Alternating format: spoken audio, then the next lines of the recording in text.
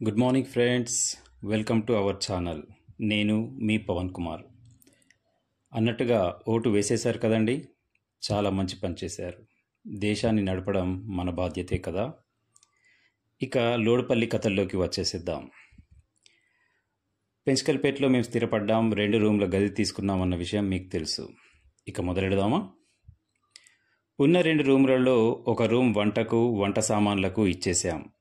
మాకు కాస్త దైవభక్తి కూడా ఉంది కాబట్టి ఆ గదిలోనే దేవుడికి కూడా ఇంకాస్త చోటు ఇచ్చేసాం. మిగిలిన ఒకే ఒక గది ఇక మా అన్ని పనులకు వాడుకుంటున్నాం. అంటే భోజనానికి అక్కడే, రాత్రిపూట శయనానికి అక్కడే, బుద్ధి పుడితే చదువుకోవడానికి అక్కడే, ఏదైనా రాయాలనుకుంటా కూడా అక్కడే. అన్నట్టు చెప్పడం మర్చాను, రాత్రికి మా చతురంగ పారాయణ క్రీడాస్థలం కూడా అదే. దాని గురించి మళ్ళీ చెప్తానులేండి. రోజులు గడుస్తున్నాయి. ఒక్కొక్కరు ఒక్కొక్క పని డివైడ్ చేసుకున్నాం. ఇప్పుడు రూమ్లో మొత్తం మేము 5గురం. నేను, నరేష్ గాడు, రాజుగాడు, రవి మరియు సీనుగాడు. అందరికన్నా పెద్దవాడు రవి, అందరికన్నా చిన్నవాడు సీనుగాడు. ఉదయం వంట నరేష్ గాడు, రాత్రిపూట వంట రవి, నేను రాజుగాడు బోళ్ళు తోమేసేవాళ్ళం. సీనుగాడు చిన్నవాడు కాబట్టి కూరగాయలు కట్ చేయడం, రూమ్ అప్పుడప్పుడు ఉడవడం, బయట నుంచి అప్పుడప్పుడు సామాన్లు తేవడం, ఇలాంటి చాలా చాలా చిన్న చిన్న పనులు చెప్పేసేవాళ్ళం. అయినా కూడా నవ్వుతూ చేసేసేవాడు ఎప్పుడూ కూడా. అన్నట్టు రవిది కొండపల్లి, నన్ను దాటుకొని వెళ్ళాలి కాబట్టి ఇద్దరం కలిసి వెళ్ళేవాళ్ళం. ఇక సీనుది అగరి కూడా. 7 కిలోమీటర్ల దూరం ఎగుడు దిగుడు లోయల్లో సైకిల్ తీసుకొని వెళ్ళేవాడు. తిరిగి వచ్చేటప్పుడు అలసిపోయేవాడు పాపం, కానీ ఎప్పుడూ నవ్వుతూనే ఉండేవాడు. అదే వాడి గొప్పతనం. ఇక తిండి గురించి చెప్పాల్సిందే. 5గురం ఉన్నామంటే కేజీ బియ్యం వండాల్సిందే, పప్పు కూడా ఒక గంజెడు వండాల్సిందే. ఇక అంచుకి పాపడాలు, ఊరగాయ, ఉల్లిగడ్డలు ఉండాల్సిందే. వండిన గంజి చుట్టూ 5గురం కూర్చుంటే చివరి వాడిని దాటేసరికి ఆ గంజులో ఏమాత్రం అన్నం మిగిలేది కాదు. రెండోసారికి అన్నం ఉంటుందో ఉండదో అని చెప్పేసి మా పెద్ద పెద్ద పల్లాలలో మా వాటా అన్నాన్ని మొత్తం వేసేసుకునేవాళ్ళం. ఒక్కోసారి చివరివాడికి కాస్త తక్కువ అయితే అందరం అలా ఒక్కసారి నవ్వేసి తలా కొంచెం ప్లేట్లోంచి తీసి కొంచెం కొంచెం వాడికి వేసేవాళ్ళం. ఆ రోజులే వేరు. అన్నట్టు మాలో చిన్నవాడు సీనే కాబట్టి ముందు వడ్డించుకునే అవకాశం వాడికే ఇచ్చేసాం. చాలాసార్లు ఉదయం పూట బడికి వెళ్ళేటప్పుడు కాస్త అన్నాన్ని మిగిల్చేవాళ్ళం మా సీనుగాడి కోసం. ఎందుకంటే అగర్గూడకు దారి చాలా ఎగుడు దిగుడుగా పైకి కిందికి ఉండేది. వాడు కిరాయి సైకిల్ తీసుకొని కొన్ని చోట్ల సైకిల్ తొక్కుతూ వెళ్ళేవాడు, ఇంకొన్ని చోట్ల సైకిల్ను నెట్టుకుంటూ వెళ్ళేవాడు, ఇంకొన్ని చోట్ల ఆ సైకిల్ను భుజానికి వేసుకొని నడిచేవాడు. ఇలా ఎగుడు దిగుడుగా ఉండే దారిలో అలా తిరిగి ఇంటికి వచ్చేసరికి చెమటతోటే సగం స్నానం అయిపోయేది వాడికి పాపం. అందుకే వాడు రాగానే తినడానికి అంటూ కాస్త ఉంచేవాళ్ళం. ఇలా రోజు ఎందుకు కష్టపడతావు సీను, ఒక్కో రోజు బడికి పోకుండా రూమ్లోనే ఉండొచ్చు కదా అనేవాళ్ళం. ఏ పవన్, ఉండి ఏం చేయాలి, బయటకు పోతే అగో ఏం సార్ ఇవాళ బడికి పోలేదా అంటారు. రూమ్లోనే ఉంటే బయట తాళం వేసుకొని ఎంతసేపు పడుకోవాలి, ఊరికే నిద్రపోవడం కన్నా బడికి పోయి కాసేపైన పాఠాలు చెప్పడం మంచిది కదా, కష్టమైతే కష్టమైందిలే అంటూ నవ్వేవాడు సీను. ఒకసారి ఇట్లనే సీనుకు జ్వరంగా ఉందని అంటే బడికి వెళ్ళొద్దు అన్నాం. సరే పడుకుంటా అన్నాడు.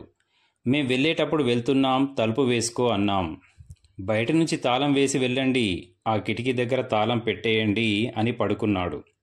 వద్దు, భయం ఎందుకు, లోపల నుంచి గడి వేసుకో, బయటకి తాళం వేస్తే బాగుండదు అన్నాడు మా రాజుగాడు. ఏ వద్దు, ఓళ్ళన్నా వస్తే బయటకెళ్ళి తాళం చూసి ఎవరూ లేరు అనుకొని వెళ్ళిపోతారు. నేనున్నా అంటే ఏదో ఒకటి మళ్ళా మాట్లాడతారు. నేను పడుకోవాలి, బయట తాళం వెయ్యి సరేనా అంటూ వెళ్ళి పడుకున్నాడు సీనుగాడు. సరే అంటూ మావాడు తాళం వేసి అక్కడే కిటికీ దగ్గర పెట్టాడు. మా రూమ్ నుండి వెనుక నుండి ఇంకో డోర్ ఉంటుంది కాబట్టి ఇబ్బంది ఏమీ ఉండదు. అటువైపుగా కాస్త పెరడు ఉంటుంది. ఎండాకాలం అక్కడే మా ముచ్చట్లు. ఇక ఆ రోజు కర్మ కొద్దీ మా ఎంఆర్పి అదే రోజు పెంచకల్పేటకు వచ్చాడు. కొన్ని కాగితాలను మా రూంలోనే పెట్టడం తనకు అలవాటు. ఆ కాంప్లెక్స్ పాఠశాలల రికార్డ్స్ అందరూ మా రూంలోనే ఉంచేవాళ్ళు. మా రూమ్ నుంచి అటువైపుగా బెజ్జూరుకు వెళ్ళేవాళ్ళు అవి తీసుకొని వెళ్ళేవాళ్ళు. అలా ఒక చిన్నపాటి పోస్టాఫీస్ కూడా మా రూమ్. ఆయన మా రూమ్కి వచ్చేసరికి తాళం ఉంది.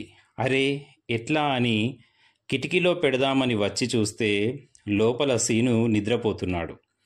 బయట నుంచి చూస్తే తాళం, లోపలేమో మనిషి. ఎంఆర్పికి పాపం కోపం వచ్చింది. ఓయ్ సీను అన్నాడు గట్టిగా. సీను ఒక్కసారిగా లేచాడు. లేచి చూస్తే కిటికీ దగ్గర ఎంఆర్పి.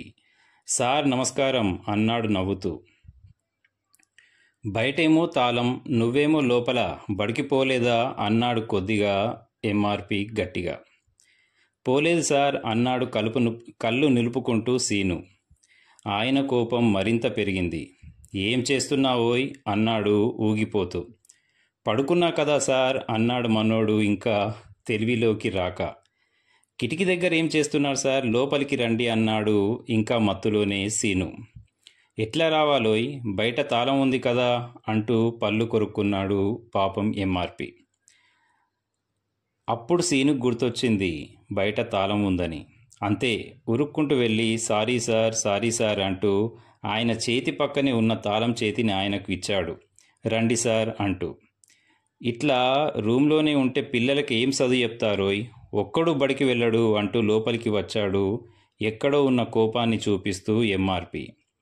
ఏం పని ఉండేయ్యాలా, పోలేదు బడికి అన్నాడు ఆయన. జ్వరంగా ఉంది సార్ అన్నాడు మనోడు. అంతే, ఆయన చల్లబడ్డాడు. కోపమంతా ఎగిరిపోయింది. సారీ సీను, ఊరికేనే పోలేదేమో అనుకున్నా అంటూ బ్యాగులోంచి తన వద్ద ఉన్న ట్యాబ్లెట్లు తీసి ఇచ్చాడు. వద్దు సార్, ఉన్నాయి అన్నాడు మనోడు. సరే, ఆరోగ్యం జాగ్రత్త. ఊరు కాని ఊరికి ఉద్యోగం కోసం అందర్నీ వదిలేసి వచ్చాం. మనకేమన్నా అయితే ఎవరు పట్టించుకుంటారోయ్, కాస్త జాగ్రత్తగా ఉండాలి మనమే. పూర్తిగా తగ్గే వరకు రెస్ట్ తీసుకో. కొంచెం మంచిగా గాంగానే పెద్ద బండి నడిపినట్టు ఆ డొక్కు సైకిల్ వేసుకొని ఉరకకు అంటూ మాకివ్వాల్సిన కొన్ని పేపర్లు అక్కడ పెట్టేసి వెళ్ళిపోయాడు ఆయన. ఆ బంధమే వేరు మా మధ్యన ఆ రోజుల్లో. ఆ రోజు సాయంత్రం మే ఇంటికి వచ్చాక ఆ విషయం సీను చెప్పడం, మేము నవ్వడం. ఇక రోజు మా మెను ఉదయం అన్నంతో పాటు పప్పు, మంగళ గురువారాలు రాత్రికి మంచికి 2 కోడిగుడ్లు. ఇక శుక్రవారం పండగే, ఎందుకంటే సంత కదా, ఒక పూట బడి కూడా కదా. ఆ రోజు పొద్దున కిచిడి చారు చేసేవాళ్ళం. మధ్యాహ్నం బడి నుంచి రాగానే సాయంత్రం వరకు పడుకొని వాళ్ళం. సాయంత్రం అంగడికి వెళ్ళేవాళ్ళం. అదో పెద్ద సరదా మాకు. ఎందుకంటే ఆ రోజే చికెన్ దొరుకుతుంది కాబట్టి చికెన్తో పాటు వారానికి సరిపడా అన్ని సరుకులు కూడా తెచ్చుకునేవాళ్ళం. చికెన్ ఆ ఒక్కరోజే దొరుకుతుంది. మిగతా రోజుల్లో ఒక కోడిని కోయాలంటే దాన్ని కొనడానికి కనీసం 3 ఉండాల్సిందే. ఒక కోడి కోస్తే 2 కేజీల చికెన్ వెళ్తుంది. ఆ 2 కేజీలు కొనేంత మనుషులు ఉంటేనే కోడిని కట్ చేసేవాడు మా పాషాబాయ్ మిగతా రోజుల్లో. కానీ శుక్రవారం ఎంత కావాలంటే అంత దొరుకుతుంది. ఆ రోజు మేం మంచికి 1/4 కిలో చికెన్ చొప్పున ఎందరం ఉంటే అంత చికెన్ కొనుక్కునేవాళ్ళం. మళ్ళా వారం వరకు ఆగాలి కదా. కొందరైతే గూడెం వాళ్ళు కోడి యొక్క కాళ్ళు కూడా తీసుకెళ్లేవాళ్ళు. అవెందుకు అని నేను అడిగితే చారు వేసుకుంటాం సార్ అనేవాళ్ళు. ఆశ్చర్యంగా చూసేవాణ్ణి. ఇక ఏ రోజైనా ఆరోగ్యం బాగాలేకపోయినా, మా మూడ్ బాగాలేకపోయినా, వేరే పనులు ఉన్నా బడికి వెళ్ళకపోతే బయట తాళం వేయాల్సిందే. ఎందుకంటే తాళం లేకుంటే మాలో ఎవరో ఒకరు బడికి పోలేదని అనుకుంటారు కదా. అలా మేము 2వ డోర్ నుంచి వచ్చి మొదటి డోర్కు తాళం వేసేసి వెనుక డోర్ దగ్గర పెరట్లో కూర్చునేవాళ్ళం. మా పనులు మేము చేసుకునేవాళ్ళం. అక్కడ మాకు ఓ పెద్ద మంచం ఉండేది. అన్నట్టు చెప్పడం మర్చాను, మంచం అంటే మామూలు మంచం కాదండోయ్. దానికి ఒక పెద్ద కథ ఉంది. దాని పేరే దయ్యం మంచం. ఈ కథ కావాలంటే కాస్త ఆగాల్సిందే.